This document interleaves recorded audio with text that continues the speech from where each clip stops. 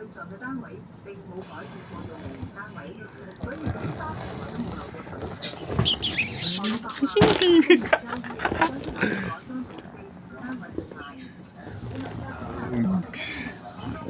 醒你寫個排位表。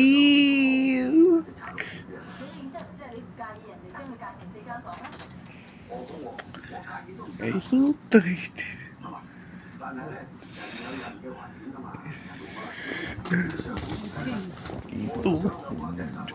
幾多改變信息？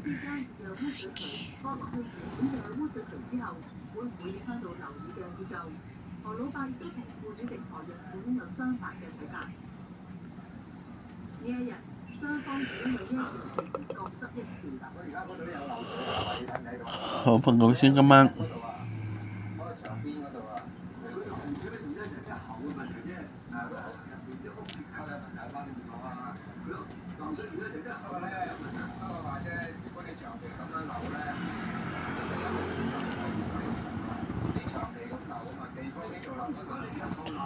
你自己檢下佢，修葺下佢就冇事嘅。最緊要個牆結構。如果啲牆結構唔好咧，你啲學校揾佢都冇辦法㗎。呢一啲升高嘅地台創住咁多後，何潤富認為好危險，但係政府嘅態度呢，時常都慢條斯理。想你佢一句説話講晒人手問題。咁人手問題如果有危險嘅時候，咁邊個負責？如果有危險嘅時候，講天完啦呢啲啊。咁咪就係咯，所以就係變咗咩咯？如果有危險嘅時候死咗人啦，或者冧咗落嚟啦，你等於一個人，佢背嘅嘢越背越多，層樓都背多啲嘢，層樓背多嘢，嗰層樓咧個負荷就越嚟越大嘅。咁人哋用長間隔合法嘅喎，用板間隔就合法嘅喎，唔係邊度負荷有呢個問題嘅，主要就雜啲人有唔好關注佢哋。不過，屋宇署高級屋宇測量師鄺新傑就話，將一個單位改裝成為幾個分契樓咧，相當危險。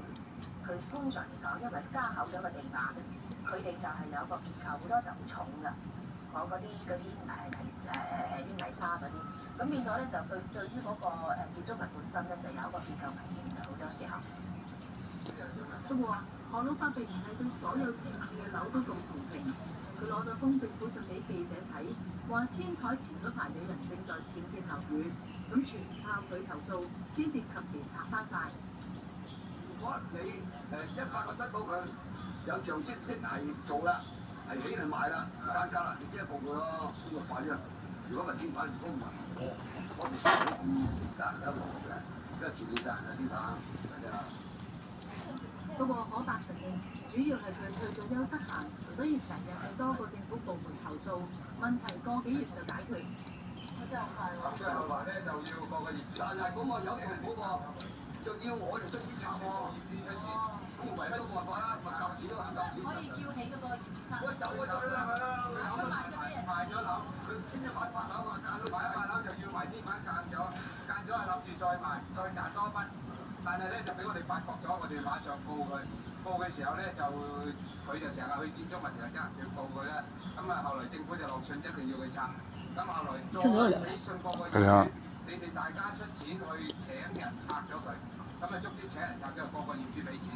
分幾多錢啊？100幾蚊。雖然話呢個咩名㗎？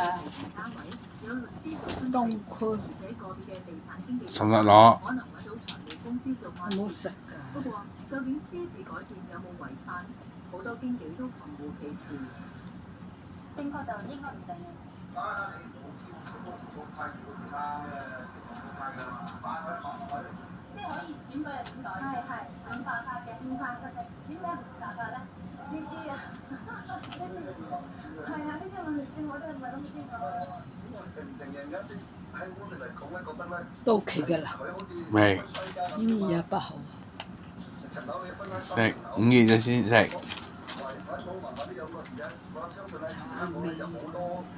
相對就算你自己屋企裝修過咧，都係唔合規㗎，係咪先？你都要經過公務局批准先得㗎。屋宇署嘅鄺新儀話：市民買分契樓有一種錯覺，就係以為律師將屋契嗰份圖則拎咗去田土廳登記，就算係合法。鄺新儀話：其實屋宇署呢一個檔案室儲存全港所有樓宇嘅地5月8號先至可以作準。今個月市民係可以嚟呢一度查閱。今個月，我以為琴日28號先咁而家你冇批准成個月好多防腐劑、究竟佢有啲咩做茶餅、咁所以大肚餅法律上講咧，佢係非法僭建，佢都係唔合格嘅，佢嗰啲工程，所以一樣要查。鄺心怡話：如果想改建間屋，要入職嚟呢一度申請，因為改建一定唔可以影響到結構。據我哋拍攝咗一啲分契樓，呢一啲外牆原本係有成尺幾厚，但有啲業主就將牆削薄成半，等間屋面積大啲，咁就可以賣得高啲㗎。你呢個窗邊咧，嗰埲牆係其實同出邊即係嗰個圍牆嗰度嚟㗎嘛咁嗰度其實喺建築物條例入邊咧係有規定你個厚度㗎咁你如果你係削減咗佢嘅話咧，其實就可能咧已經係觸犯咗建築物條例㗎啦。